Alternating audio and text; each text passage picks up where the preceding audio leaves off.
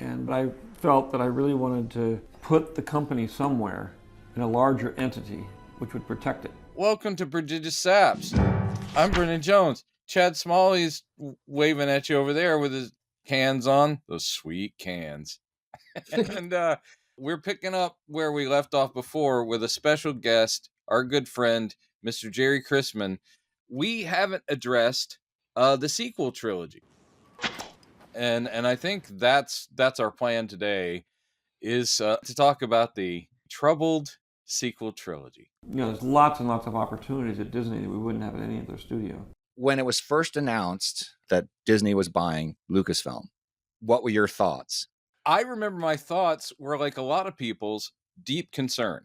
The thing with Disney's acquisitions, I'm against monopolies anyway. And everything that just becomes under one umbrella, I'm like, oh, great. But then I got jazzed pretty quickly. If nothing else, it was injecting new life and money and excitement. And Lucas stepping back felt weird, but Lucas had also fumbled the prequels, you know, to a great degree. Right. They're not terrible, but again, as we all know, he's not an actor's director, and he's much more fascinated in his myth building, his world building, and technology, and the toys he gets to use. But when it gets down to just getting performances, and he, you know, obviously at his stage, surrounded by yes men, no one telling him, like, George, the comedy's not working. Yeah, I remember like in outtakes from A New Hope and the making of, there were a couple scenes where like the actors would go, or Mark Hamill would go, it's like, George, do you want to do it again? I think we should do it again. He's like, no, we're good. Yeah.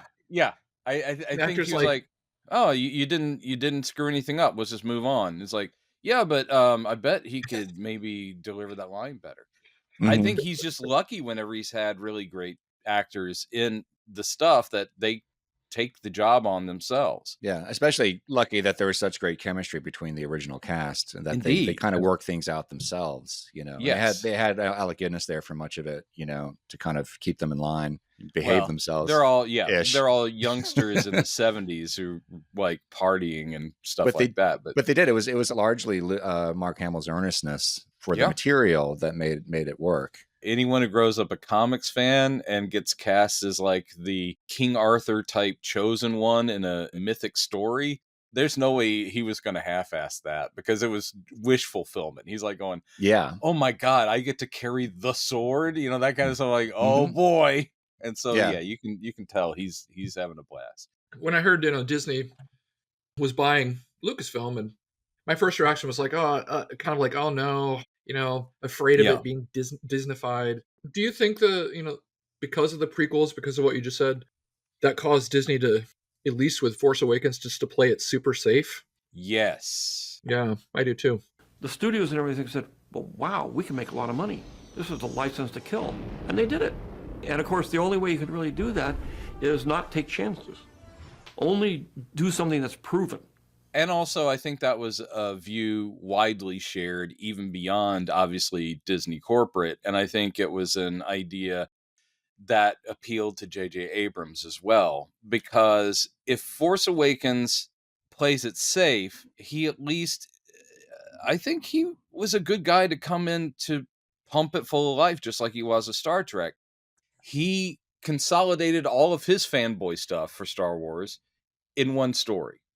The mistake was bringing him back for the third, because I think J.J. Abrams is a one and done, where he's like going, there's my Star Wars ideas. Boom. When I first heard this news, I was actually very optimistic, because this was at the height. The MCU at the time, which was also owned and still is owned by Disney. Yeah. They were really getting going right at that point. Killing it.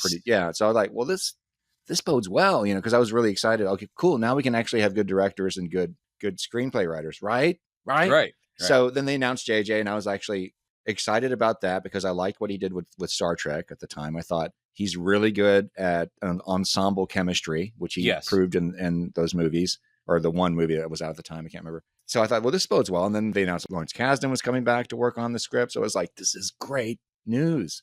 And what I didn't take into account, and I don't think enough of us, nobody did. Nobody knew what was going to happen, really. But yeah, Marvel was owned by Disney too. But Lucasfilm has different leadership and they make different decisions. They didn't have, it wasn't like Feige was governing Lucasfilm after this. It's the best company possible to take Star Wars into the future. It's still Kennedy. Yeah. There was no reason to worry about that at the time. I mean, she was somebody who'd worked with Lucas and Spielberg for many, many years. So it was like, oh, she must get it, right? And she was handpicked by Lucas himself. I think it would have been clear. It should have been clear from the get-go, even from the animated Clone Wars, that Dave Filoni was the guy they should, Jon Favreau and Dave Filoni should have been the guys from the drop. The get-go. Yeah. Well, unfortunately, Favreau wasn't in the picture yet at that point because he was still doing Iron Man stuff. I guarantee during all the furor with, hey, do you want to come back and do another Iron Man? No, not really. I guarantee that he told his superiors, whatever at Disney, like, but if you guys ever want me to do a Star Wars, come on. Put me in, coach. There. Yeah. The guy was waiting. He was literally clutching in both hands Boba Fett action figures, going, yeah, if you want me for something. So his enthusiasm, but also his smarts, and Filoni is the carrier of the torch as far as mythos and all that stuff.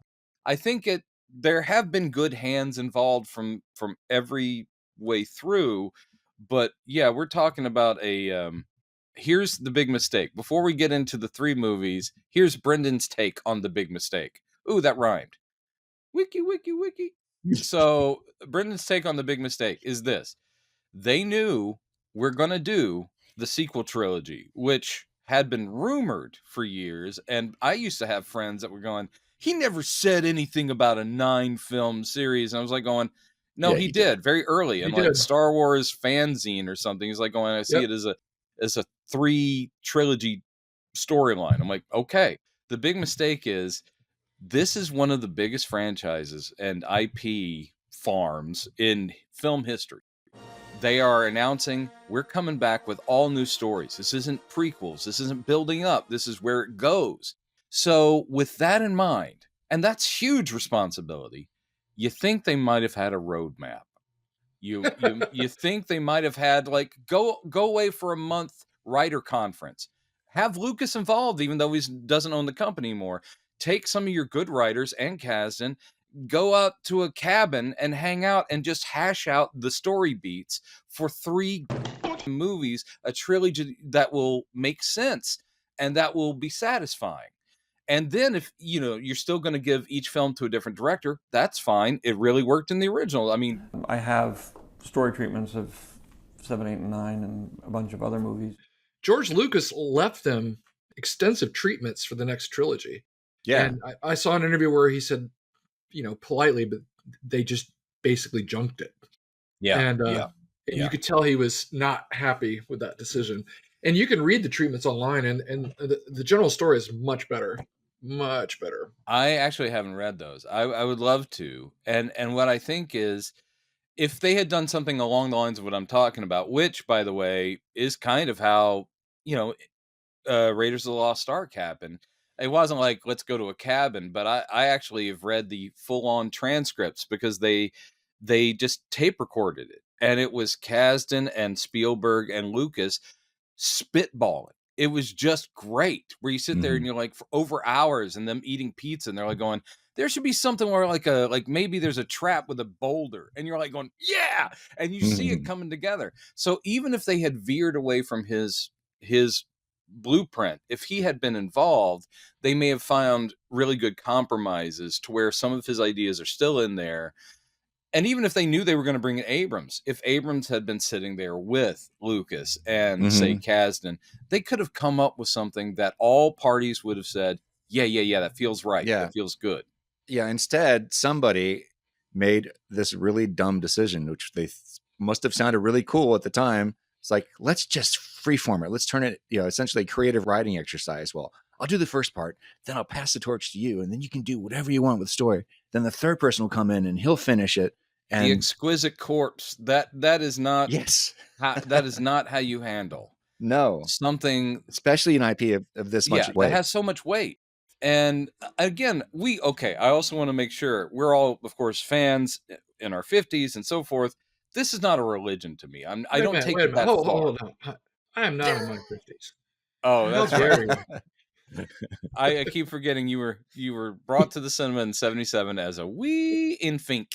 But the whole thing is that it's not, when we say it's heavy, it's about its cultural impact. I know these are stories. I know it's a bunch of gobbledygook with space wizards and laser swords. But the thing is, it is part of our cultural DNA. And therefore, we, to a bad degree with the toxic people, we understand that it means something to a lot of us, and we feel ownership. And that's weird because we are just the passive viewers of these things. I had nothing to do with the making of these films. They should have freedom to take it where they want, but they need to have had a plan. They just need to have actually said, no, it's 3 chapters of a story, and we can't just hodgepodge it together. I remember thinking this at the time when they announced that this was kind of how they were going to handle it. Yeah. That I thought, well, the original trilogy did have a little bit of a make it up as we go, a little bit, as far as the fact that, Lucas directed the first one. Yes. Second one, they brought in Irvin Kershner. And the third one was Richard Marquand, whatever you say his name. Marquand. And there were things in the story that were revised and added as they were going along. But the point I think they missed is that Lucas already had the story for this whole thing outlined. Yeah, certain details were changed, and I guess some of it, like them being, like Luke and Leia being related, was added later. But the root of it and the body and the foundation of the story was already there. That's why it worked, because there was, and Lucas didn't direct the second 2 films, but he was there. He was around, So it wasn't like there was no, he was essentially the showrunner for the trilogy. Right. So, and they didn't have that for JJ made the first one. He said, all right, bye. I mean, you could say that Kennedy was kind of in that role, being the executive producer that's bringing it all together. But I don't think she was sitting there with story points in mind, and she was no longer the voice for George, because George technically is removed from the process. They didn't need to be beholden to what Lucas had written. But there might have been really good stuff there. As Jerry said, having read it, there's really good stories there. So maybe that was a huge mistake. I will say the speculating on what could have been would obviously drive everybody crazy, because that's, alternate universe where we got those. Instead, you look at what we got, and there's a lot of good stuff that what we got. But again, hodgepodgey and unclear. And the third chapter, where it contradicts the second chapter, and in fact almost tries to wipe it out of existence. That's not how you do a trilogy, folks. It's just not. And in other words, I would have respected Abrams a lot more if he had worked with the ideas that Johnson had put in the second one and figured out a way to somehow make that, to make it flow together, it flow and wrap up and seem like we planned this all along. Because you don't want to come in, we've listened to the fans and we're changing things to make it more comfy for you. Fuck that in anything where you're like going, well, we've altered because we've heard the online discourse. No, stick to your guns, and if it failed, it failed. But don't sit there going like, let's course correct. Quick, course correct. So that was all bullshit. What's funny is that course correction, it didn't make it more comfy for anybody. That film seems to be almost universally loathed, which is a mess, because it turned it into a circus instead of an actual story. Like you're saying, one of our earliest episodes, Brendan, you were saying, here's some Palpatine for you. What's some Palpatine? Here you go. Please don't dislike our movies. Like it's Ovaltine, Palpatine. But it was like, was that they brought in, let's bring in a character they already know to be the villain, since I don't know what else to do. But it was also there, and here Chewie gets a medal. Right? Oh, and you miss Wedge Antilles. Here he is for 3 seconds. And, it's all that. And here's every ship in the galaxy that's showing up now, right? Isn't this great, guys? And everybody's going like, and every single one of those things would have been welcomed in a good story, or a story that made sense with the other two. I would be totally fine with all that fan service, as long as there was a good story and not just endless fan service. If it was a Terry Matalas style script, it might have worked, right? Yeah, and God, can you imagine if Terry Matalas had written? Don't start fantasizing. Come on. Chad goes away from us. He just Yeah. And then, and you know what would be goes cool out. is, but I mean, it is a thing where we have to just address what ended up on screens, and that's what we're here to do. Look at me so smoothly segueing. Let's talk about Force Awakens, because this here's one thing we the perfect title for it, because if there's one thing at the end of Return of the Jedi that I felt, I was like, the Force is looking kind of sleepy. Right there at the end of Jedi, I was like going, is the Force nodding off? Yeah. And apparently it did for quite a while, and then it woke up. The Force naps. We're introduced to all new characters. That was smart. We are introduced to fan service in clever ways. Like the reveal of the Millennium Falcon is chef's kiss. It's sitting in a junkyard, and they're running, like, and they just look over to their right, and it's like, and there it is. And it's just by happenstance. Love it. And even when we get our legacy characters coming in, they're brought in ways that the story it makes sense in the story. I really think Abrams did a decent job. It is following the beats, and for God's sake, this was a mistake in Jedi, where Lucas was like, I don't know, now they've got a bigger Death Star. Okay, that was a big problem with Force Awakens too, and it's like, guys, it can't always be the Empire or the First Order, who's the Empire wannabes, creating another freaking planet destroyer. I'm like, let's try to think of something else. And they did it again in a way. In the Rise of Skywalker, they did it again. Each ship was a Death Star. Yes. And I'm like, come on, man. Yeah, enough of that. It can't always just be they've got a new super weapon. Maybe it's a new technique of brainwashing or something like that, something more insidious, or that can cover an entire solar system or a virus or something. But just constant, like, no, it has to be a bigger cannon that can shoot a bigger thing. Oh, we have to stop that bigger gun. Yeah. Okay. It blows up 5 planets instead of 1. Yeah. It lines them up like billiard balls, and it just goes right through all of them. So, and this was a symptom of what you're saying earlier, that they felt that they needed to rehash. They felt they needed to be safe and tell another version of the original story, which I think was completely wrong. I think we've seen plenty of evidence now. You never needed to do that. Look at The Mandalorian, immensely successful show. Oh, doesn't play on any of the original. Go back to a safe idea of a nobody, a common person on a desolate world who is meant for bigger things. It's the Joseph Campbelling again. The hero's journey. The hero's journey. And luckily, we end up with a good character. And I got nothing bad to say about Daisy Ripley for the entire sequel trilogy. I think she's amazing. Confused you genres. Ridley, sorry.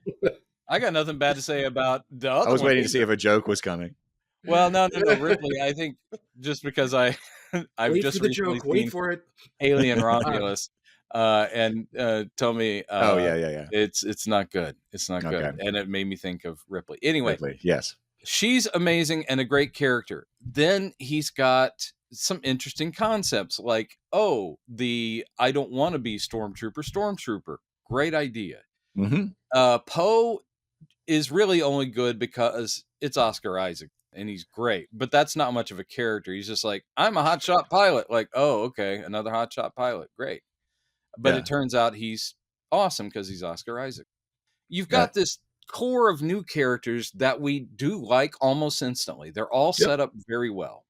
We've got some visually impressive bad guys. I mean, Phasma, great look. And Kylo Ren as a concept, again, a Darth Vader wannabe. This is kind of commentary on Star Wars fandom too. It's like, we want the same thing. And in that universe, apparently it's a bunch of people going, dude, wasn't Darth Vader cool? I mean, I know he died and everything, but he was pretty cool. You know what? I'd like to be him. Cool. And you know what? I'm related. It's pretty cool. I did kind of like that. I love the character of Kylo Ren at first. I thought, well, this is kind of cool. I mean, he literally is, like you say, he was a Darth Vader fanboy. Yes. who idolized him, obviously in part because it was his own grandfather. Is conflicted because, you know, his parents are heroes, but he has chosen a different way. He kept his grandfather's melted helmet. Man, that's the kind of, I want hopefully someday my grandchild to keep my melted helmet. But this is where and some of the things I'm thinking about, some of the scenes with Kylo that I really liked. It makes me start to think about where things were going wrong in the whole trilogy, because JJ set up a lot of really interesting questions, which he's really good at doing. He's good at setting up questions. He's not so good at answering them. Right. But there was clearly some kind of connection, like that scene where the officer comes to tell Kylo that they'd gotten away, and he throws his tantrum and destroys the console. And he says, they were with a girl, and he turns around and pulls him with the Force. What girl? So that got it. And I was like, ooh, so they seem to be implying that he had a suspicion of who this person was. Really? But a lot of these things were just never really played out. To me, anyway, it seemed like he already knew who. Was that retroactive, you thinking that post having seen? No, I thought that at the time. Wow, interesting. I just thought he was like, who was it? Who is this person? I need to go find. But you're giving him so much credit for having set up something interesting. But yeah, I mean, it was one of many things that were questions that were posed in that movie, which were never answered. Like, how did Maz Kanata get Luke Skywalker's lightsaber? Well, J.J. Abrams talks about that.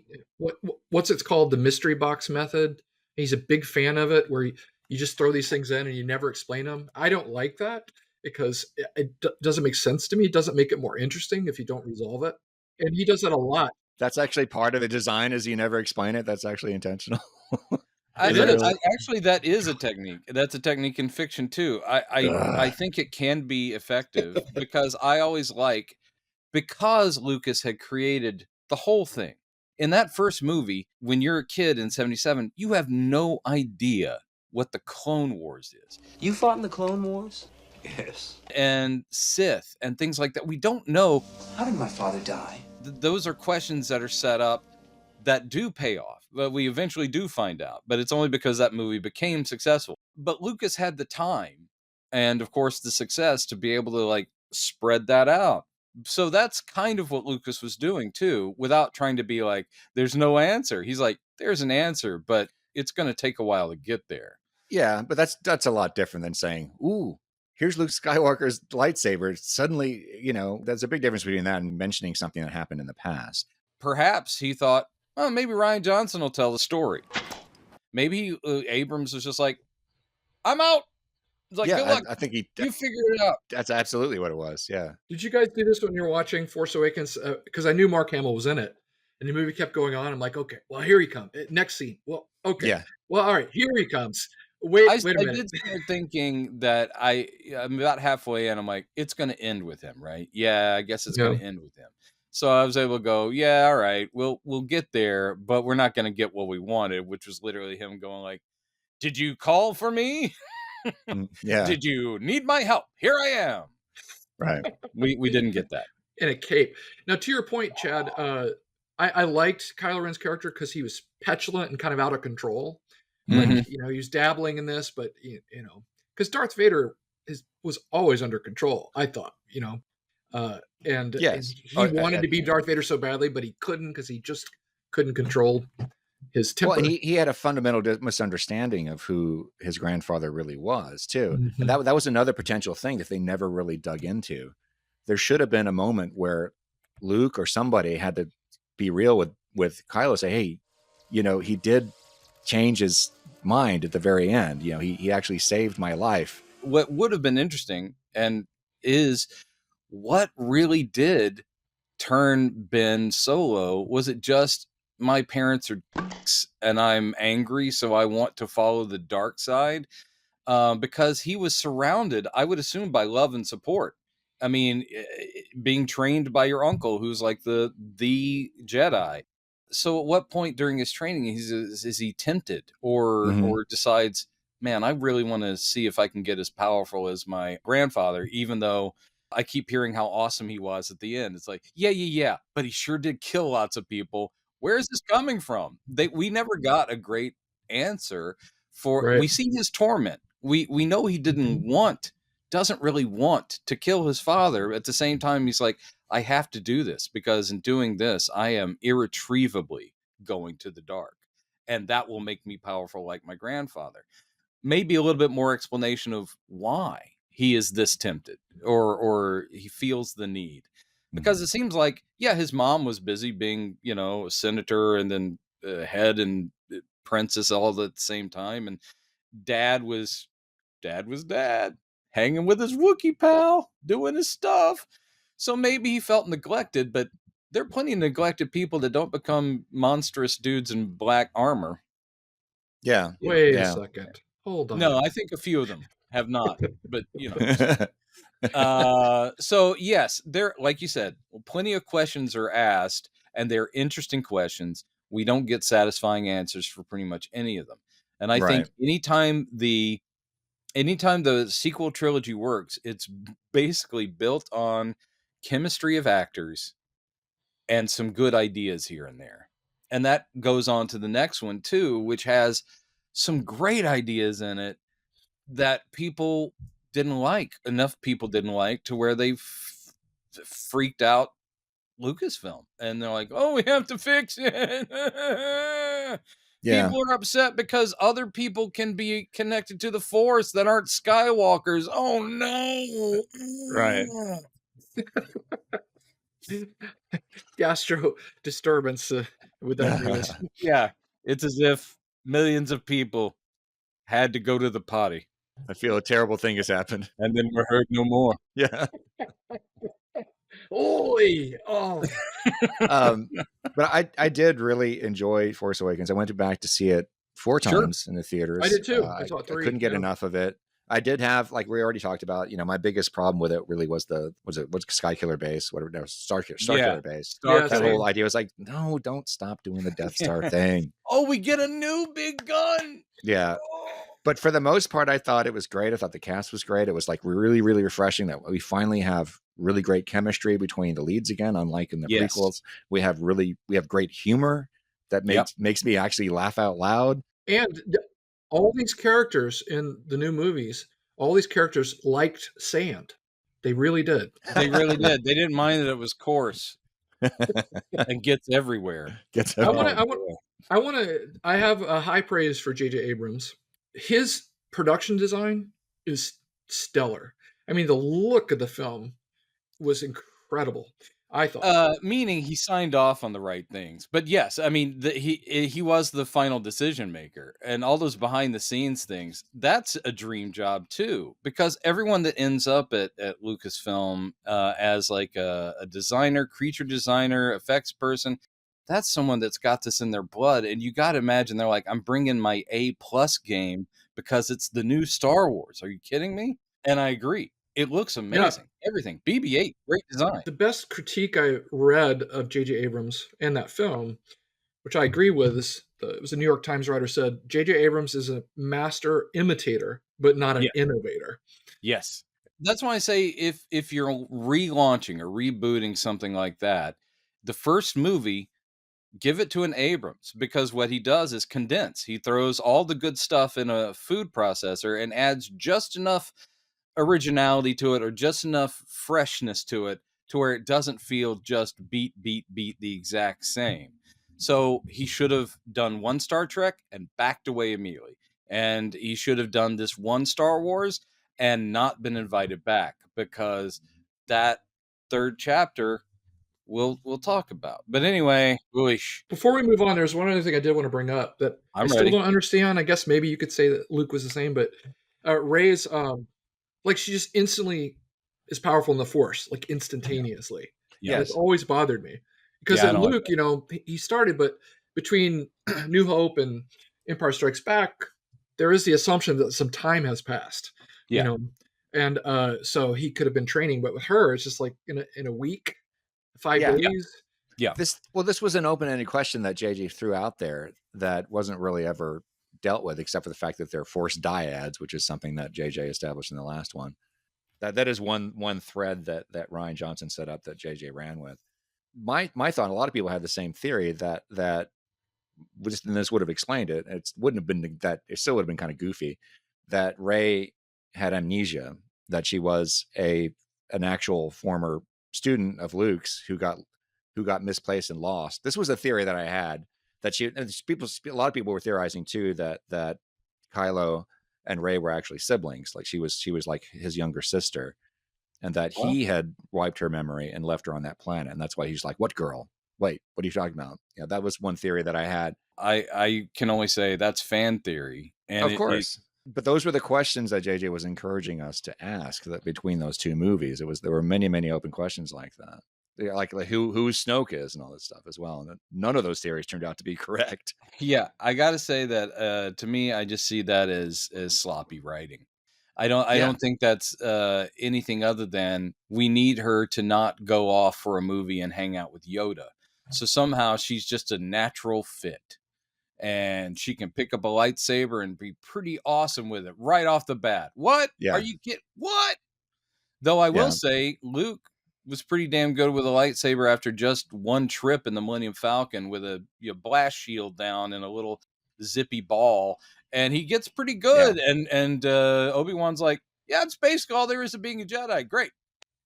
If we live through this, maybe you should go hang out with that little freak that I used to hang out with. Right. But you're doing it right, Mr. Jedi kid. That was the actual line. Go see this little freak. Yeah.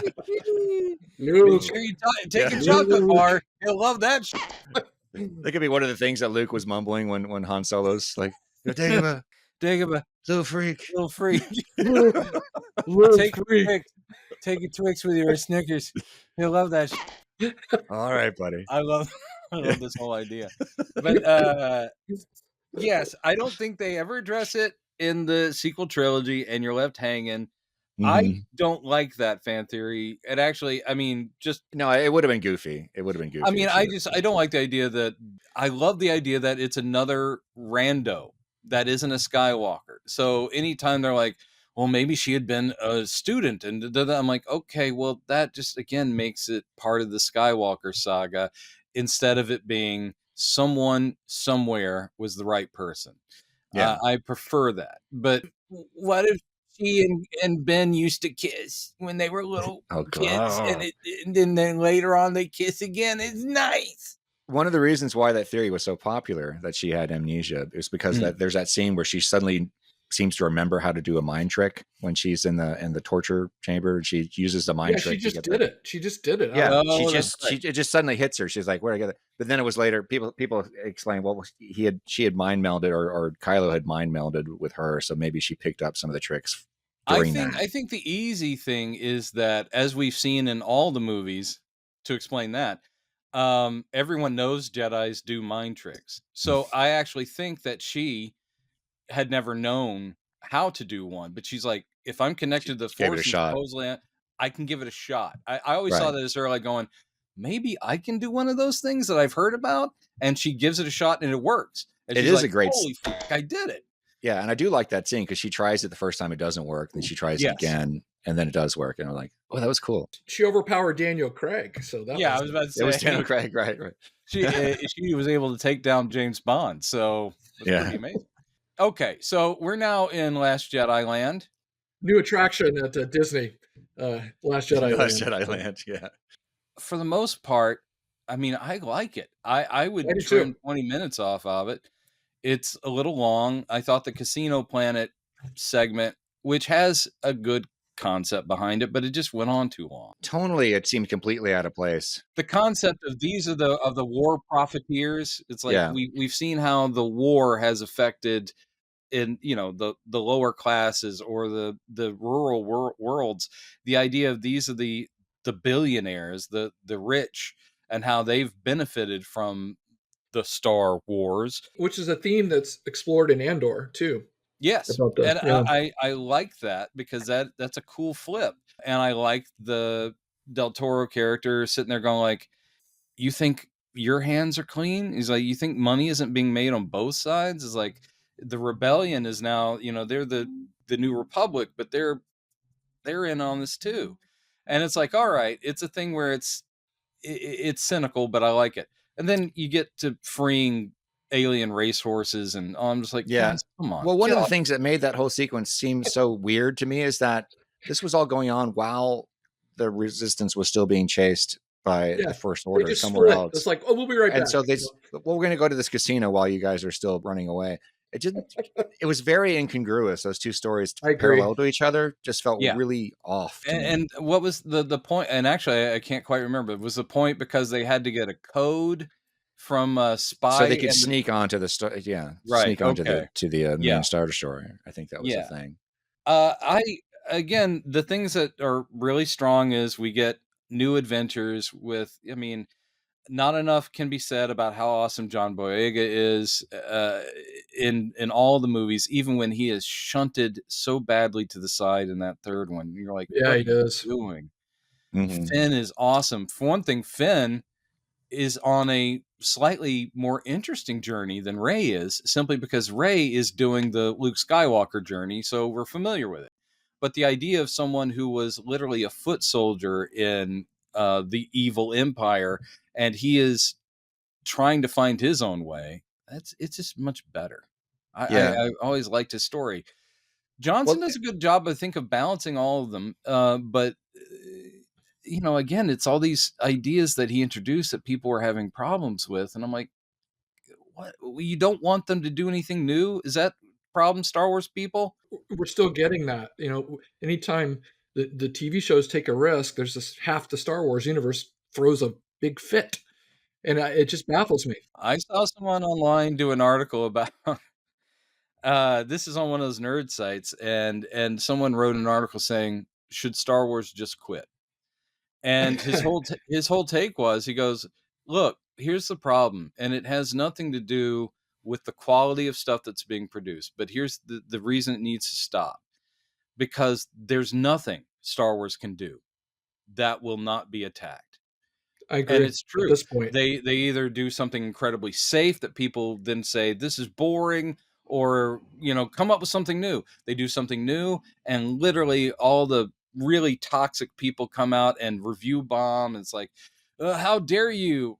What? Try something new in this world? It's just dumb. Yeah, it's just a no-win. It's a no-win. So there's not a Star Wars that's going to appeal to everybody. Mandalorian, that was a breath of fresh air for everybody. But it was just amazing how that could come out and everyone agreed it was awesome. Yeah. Probably because it had no lightsabers or Jedi in it, or very little of that stuff. Plus, it was new. There was proof of concept that you didn't have to keep rehashing, Right. It's a huge universe. And they didn't really seem to learn anything from that. Yeah. No. So, unfortunately. All right. So the opening scene of Last Jedi, I'm sure maybe you didn't, but the experience was, it's like they pick right up where the last film left off. You're seeing Luke, he's looking at the lightsaber, and I'm just feeling like, oh my God, this is just, oh, what a moment. And it just was epic. And then he tosses it over his shoulder. I thought it was great. I thought it was a baller moment. Yeah. I was like, I don't care. Now look, I'm going to say something. Okay. And I have no problem with not defeated, but disheartened Luke. And I know that's a big controversial thing with a lot of the fans. And one of the things they hated the most about Last Jedi is Luke having given up. But I like human heroes. I certainly like Superman, and he would never give up, that kind of thing. But in the case of Luke, you look at his story, and it's basically he's copying the Obi-Wan journey in a way. He lost faith because of so many disasters that he was unable to prevent. And so, he has isolated himself. And now the newcomer comes along, and his sense of purpose is restored. Mm-hmm. I think he goes out like a baller. But I get it.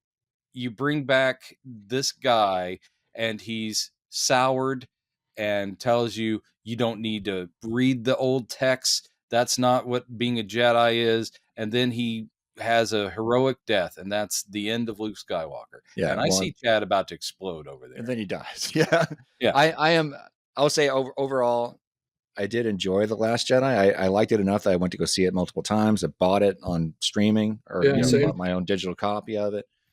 But And I too, I don't fundamentally have a problem with the idea of Luke being disillusioned, with the Force and the Jedi and all that stuff when we first see him. It gives him an arc, but I do have there are some fundamental issues with decisions his character made that I agree with Mark Hamill had a problem with too. And I still think that Ryan went a little bit too far with that idea, because it was not really congruent with the Luke that we knew. And I don't really think there was enough time in this movie to kind of map out how he got that off track. I agree. To actually throw the lightsaber over his shoulder. Very clever moment. I didn't like it because it was just too, this is something you're not expecting, right? Yeah. So, I can see that. But really, and as I've told Brendan in earlier conversations we've had about Last Jedi, is that the main thing that was just like an arrow in my heart was like, here we are, whatever it is, 35 years waiting to get Luke Skywalker back. We finally get him back, and then they kill him.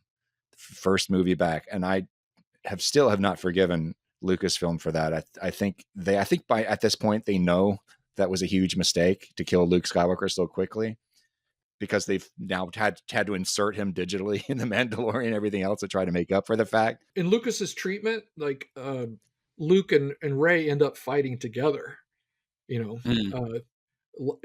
epic would have been duel. Much more satisfying. I really did like Luke's death. Like you say, that was an amazing way to go out.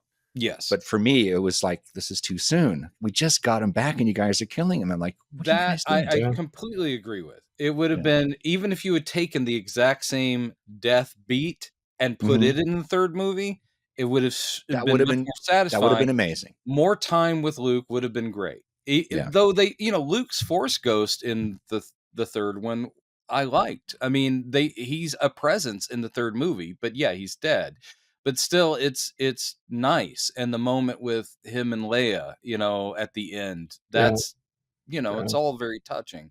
Mm-hmm. But I will say, I do agree with you that even if that was his arc, and that was something they had in mind, we wanted and needed more time to come to terms with that's how he ended up, and also have more time with him as he goes out. So, and to be fair, that was not Rian Johnson's fault. That was the plate that he was handed by JJ, that Luke had disappeared. That Luke had to show up and die in the same movie? No, but that he was in the state where he was so disgruntled that he'd run off. Right, okay. And that all the Jedi that he'd trained were already dead. That was JJ came up with that, or JJ and Kasdan came up with that. That was not a Rian Johnson thing. That was the ball he was handed. He had to try to figure out how to make it make sense. Because Kylo had to be such a badass that he killed off all the Jedi again, just like grandfather. He killed off the younglings, and that is a fundamental thing about what what the sequels left us with. And I understand this is one of the reasons why I just wish they would clean the slate and start over, because it's just so depressing. We waited all these decades to get to see where the story goes. We didn't really ever get to see the New Republic, and now that we are seeing it in some of the earlier, the Mandalorian era stuff, they're just as messed up as the Empire in some ways. They're dysfunctional and corrupt, and we never got to see Luke's new Jedi Order.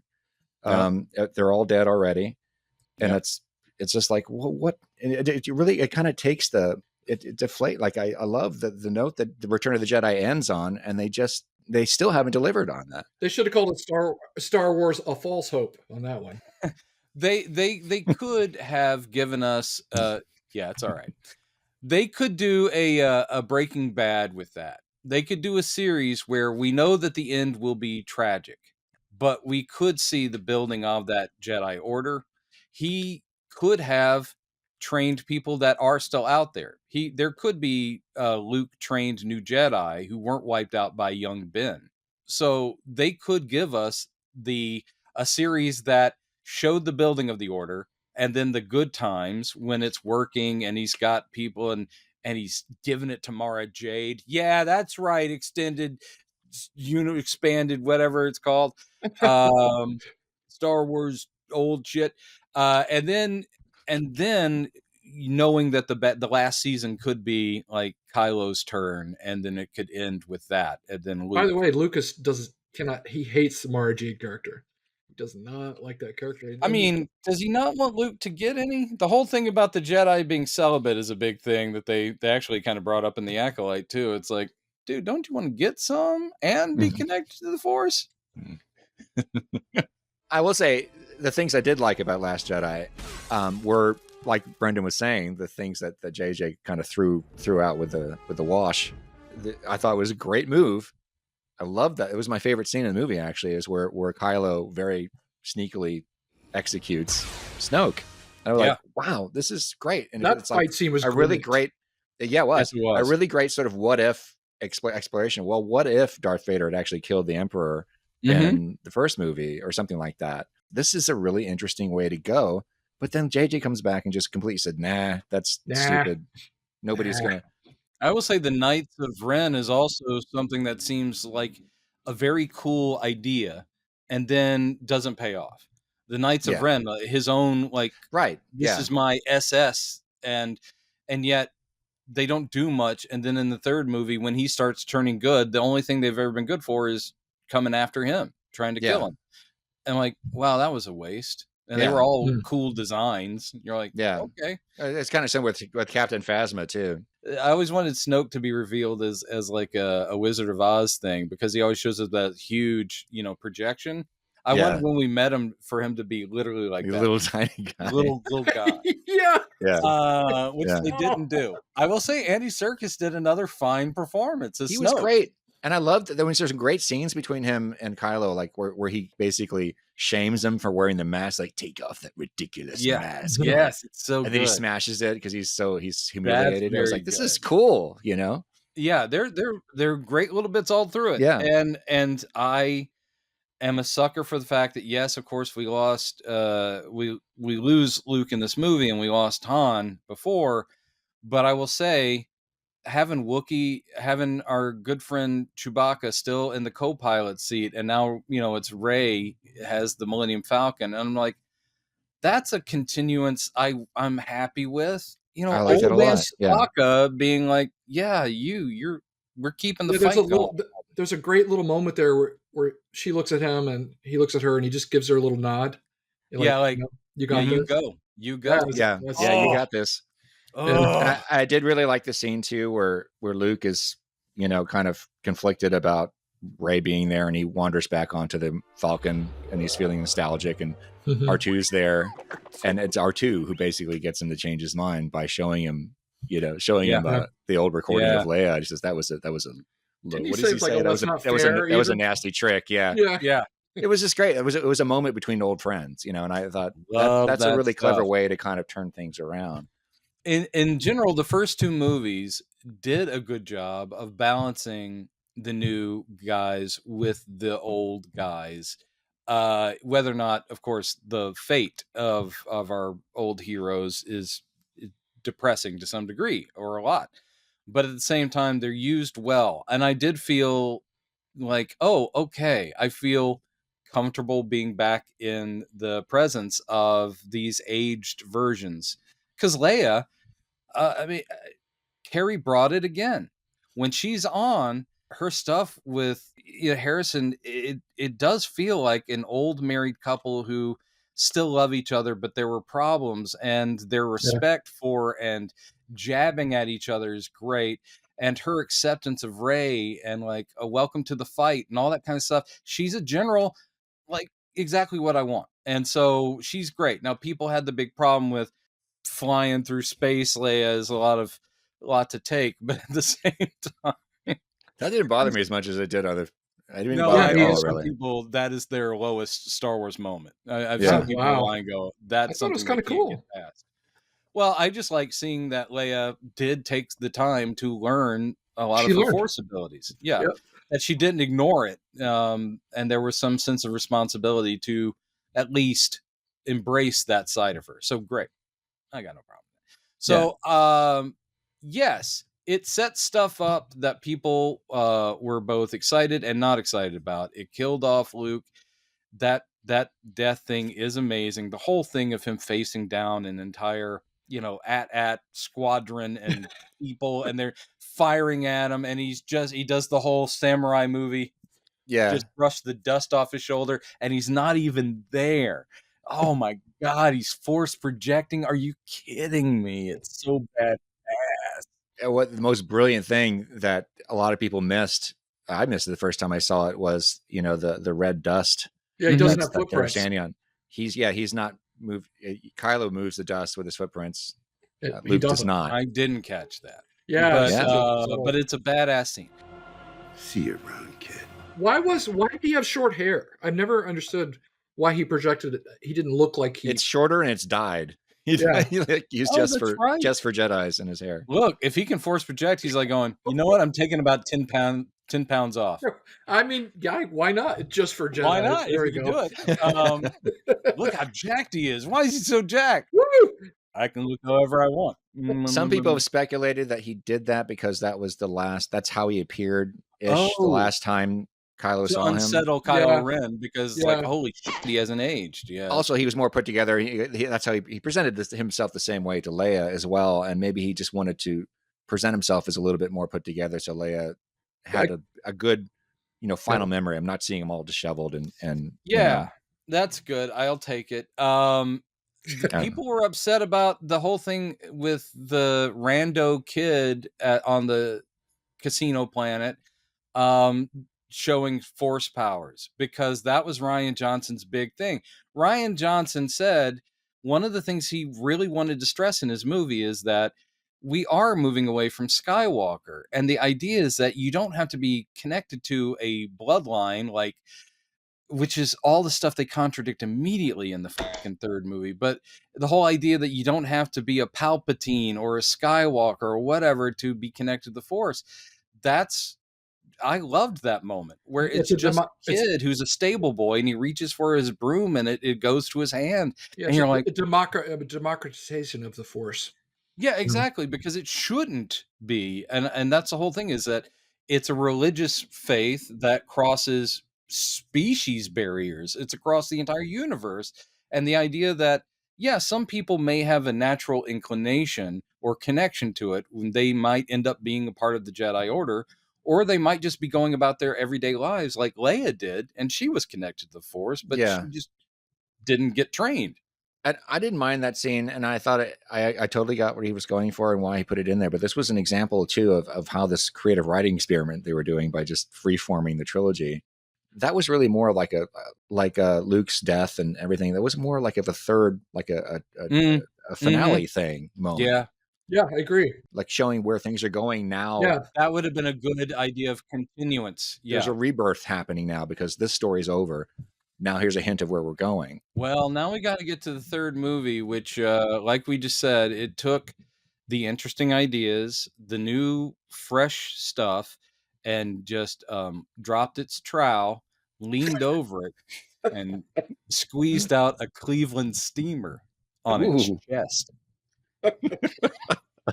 There you go, ladies and gentlemen. Brenda's review. There we go. I mean, there are things in the third movie I like, even if I sit there going like, there are parts of it, sure. They just want to ramp up fan service again. I don't care how powerful Rey was supposed to be.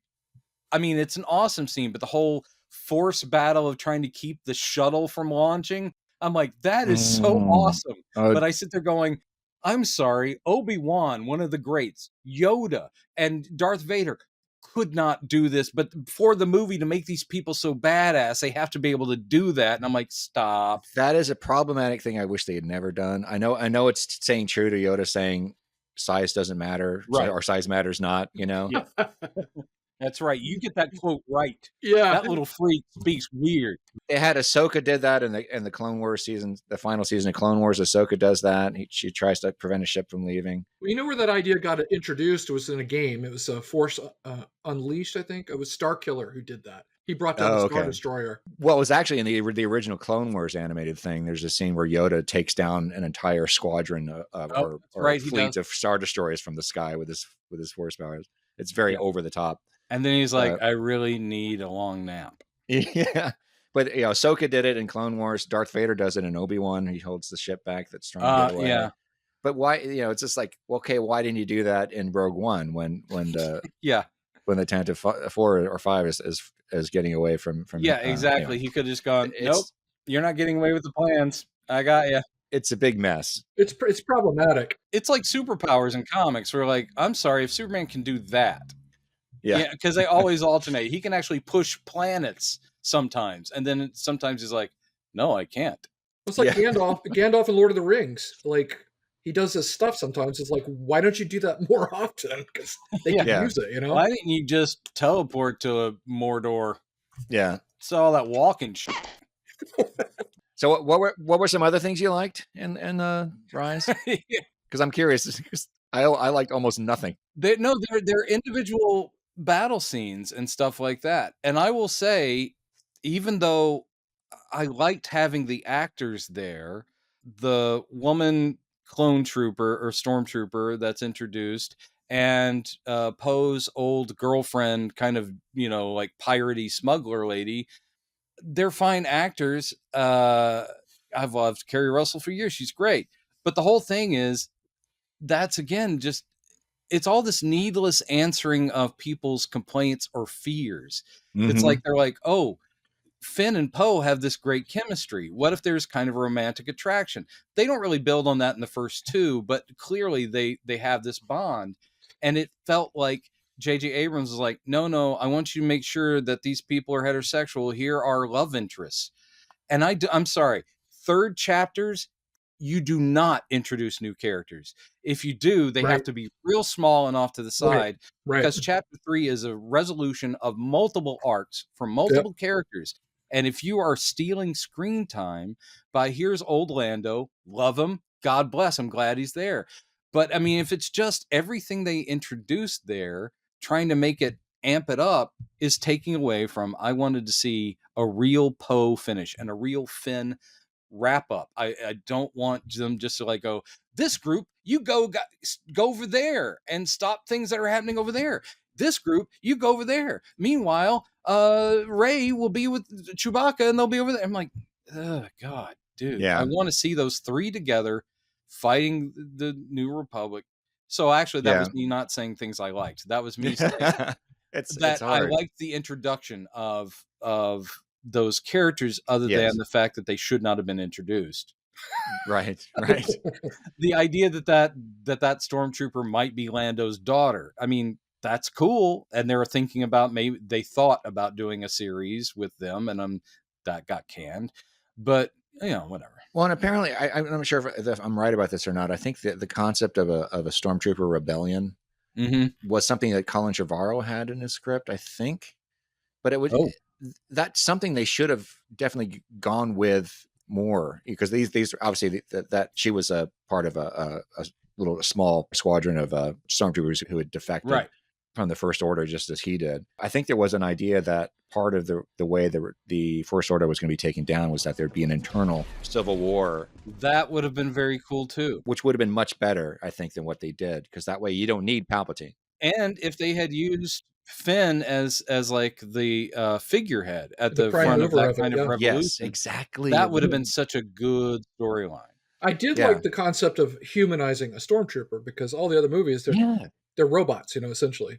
Yes, and, that was one of the best things about Force Awakens. It was one of the greatest new ideas they had. And it makes sense that because eventually they were out of Clone War, and they basically had to conscript people from all over these worlds.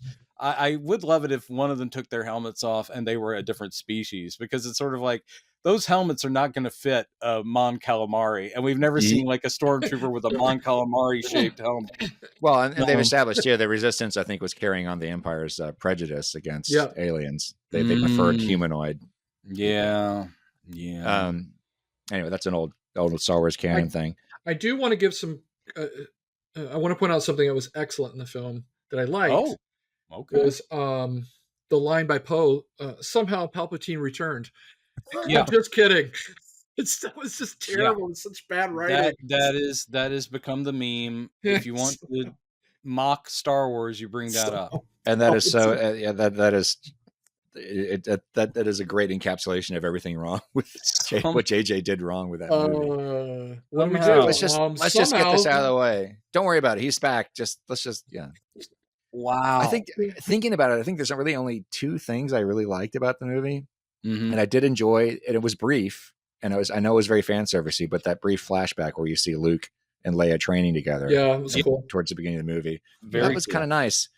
It didn't really do much for the story at all, but that was kind of nice to see it. I did also like when Lando shows up and like his first scene, we see him and he greets Chewie and like, oh, this is nice.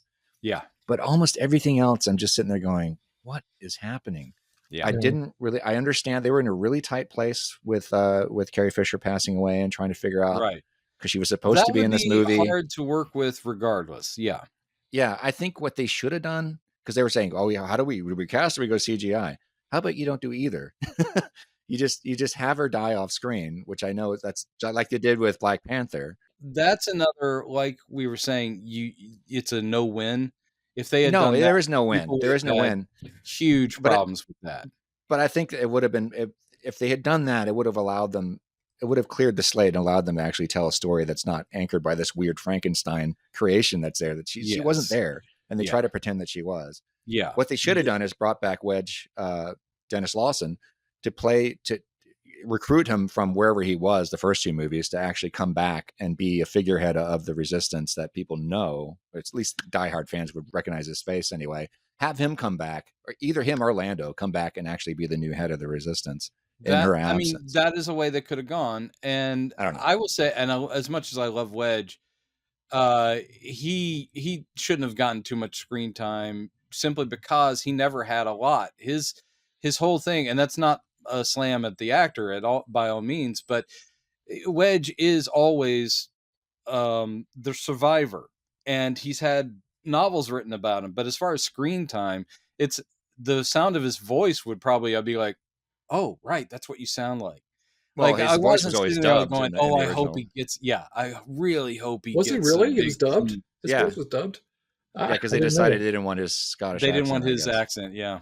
So I think it would have been great, because I do love that actor a lot, and I love Wedge. I would have loved to see more of him, because we do see him. The only time we see him out of the ship is at the end of Return of the Jedi, when he's there celebrating. They talked a lot about doing an X-Wing Squadron series, because that was a long-running novel series, and Wedge is the main guy. Yeah, and apparently it's well documented that JJ wanted him to come back for Force Awakens, and he declined. Oh. I think because the part that he was offered was too small. Yeah, but my guess is that he was probably going to be alongside Leia, as one of the figureheads of the Resistance, because he was of that generation. Standing next to her, come on. But this is the problem. They did bring him back for 2 seconds and Rise of Skywalker, and he's not even flying an X-Wing. Yeah, the fact that he's only there for 2 seconds was bad enough. He doesn't have any dialogue exchange with anybody else, and he's in the gun turret of the Millennium Falcon. At least put him in his own X-Wing, guys. I mean, I did when he came on screen finally. I did involuntarily go, because there he is. He did. I was there. That's what Chad did. And then 2 seconds later, I realized that's all they're going to give us. That's it. We're never going to see him again. And I just got that's when I really the movie it had lost me before that. But I really started. I was sitting in my seat going, God. You went all Kylo Ren. You went all Kylo Ren on the theater. That's what. Yeah, I was like, you guys really just. To quote another fine Disney film, let it go. No, I'm not letting it go. So it's not, gentlemen, it's not very reassuring. And I'm sure you guys know this. Of course you do. But maybe it was a year or two ago when Abrams came out and said, well, like, I think it was 6 weeks before they started shooting, or maybe during shooting, they didn't know if Palpatine was going to be in the film or not. Oh, really? So you guys didn't know. So you were, like you say, Chad, they were winging it in a way. Yeah. Like, you don't wing. You know what you do? You say, hey, that release date, we're going to shove it back till we figure this thing out, because it's too goddamn important. I know it. I know.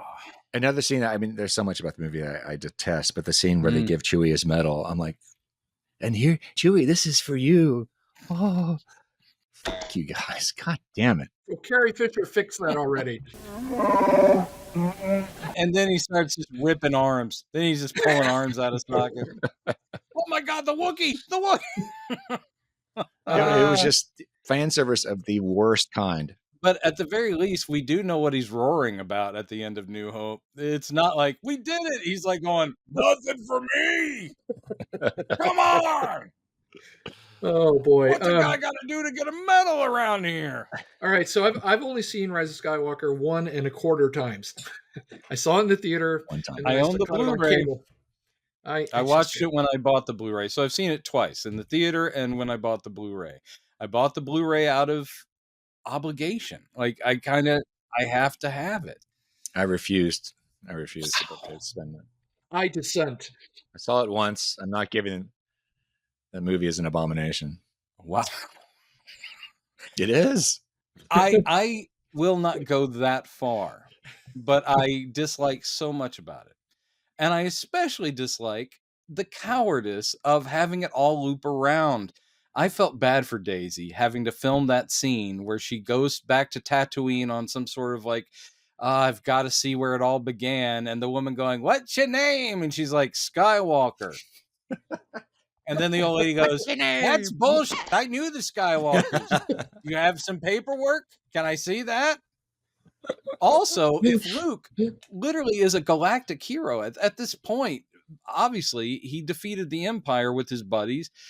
They wouldn't just have that house out there. It would have already become like a landmark. There would Right. be like ropes around it, and someone taking tickets. There's no way it's like going, "Oh, this hole." Yeah, the guy who saved us the entire galaxy. Yeah, it would have been like Graceland. Yeah, it would be like Graceland. It'd be long lines, actually respected that if there were like souvenir stands and little action figures and stuff. I would have been like, yeah, that's what would happen. Here's an amazing stat that despite it all, universally panned, it made $1.1 billion. There was no way it wasn't going to make crazy money. Yeah. But each one of the movies did decline in revenue. Yeah. As bad as that was, we also got a Rogue One, which is great. It's great. We got to do an episode on that. We got Solo, which people slept on, and it's good.